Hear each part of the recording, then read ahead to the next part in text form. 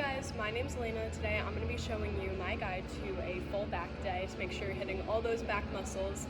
So if you're a beginner, this video is going to be great for you because you'll know exactly what you're hitting when you start in the gym. But if you've been in the gym for a while, this video could also be for you to help you kind of refine that workout, know what you're hitting when you're here. Alright, so to do that, we're going to start with a quick warm-up to prevent injury, and then we'll get into 4 exercises that I think cover the majority of the back, and then we'll get into like how many sets to do, how many reps, what kind of weight to start with to get you more comfortable in the gym. A lot of these movements are going to require movement at the shoulder joint, which is very prone to injury because of its high mobility. Some other hazards we want to take into account are simply being in a gym setting, dropping weights on or around yourself there, and like I said before, injury. Poor form and too much resistance are some common contributing factors to injury, but we're aiming to complete 3 sets of 10 repetitions for all these exercises. So we want to start at a weight that allows us to do so with proper form, but also some muscle fatigue. So if you're a beginner, the 3 sets of 10 is just fine. If you're not a beginner and your goal is hypertrophy or the increase of muscle size, you'll want to reduce that number to about 6 to 8 repetitions and up the weight over time. This increase in weight over time is called progressive overload and is the foundation of hypertrophy. Challenging those muscles with more weight will help them grow stronger. With this first stretch, I'm just holding the bar palms down and lifting it up over my head and back. Straight elbows the whole time, just loosen up those shoulders. If you don't have a bar, a band is just fine.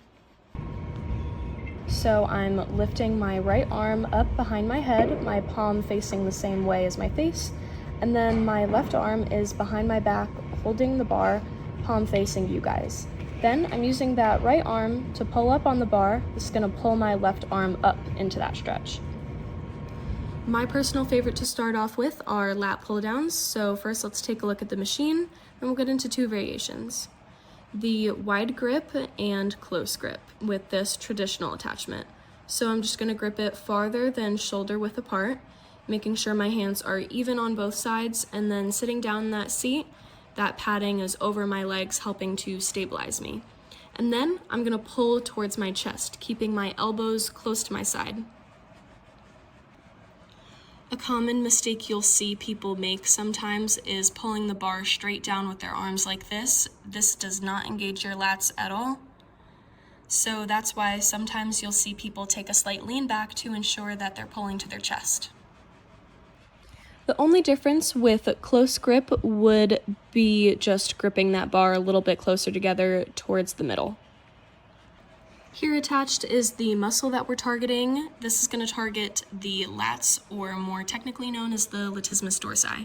So it's got 3 parts to it. That wide grip is going to target that more upper outer part, and then the close grip would cover that lower inner part. Alright, another one of my favorites is barbell or bent over rows. So you can do this with a 45-pound barbell, or most commercial gyms have smaller straight bars. So I'm starting with my shoulders back, about shoulder width apart, gripping that bar evenly on both sides, palms down. Now I'm bending my knees slightly, coming a little bit forward, and then bringing that bar back to my belly button hip area, making sure to keep a straight back the whole time. That movement that I did before in the beginning when I brought my shoulders back, kind of squeezed those shoulder blades, that's called retraction of the scapula, or that shoulder blade bone. This movement recruits these muscles, the trapezius muscle. It's split into 3 heads, the upper, mid, and lower. This particular movement is going to target the middle and lower head, and then both rhomboid major and minor. These are 2 muscles working in harmony with each other, and they are under the trapezius muscle. Now we're going to head over to the cables for some face pulls.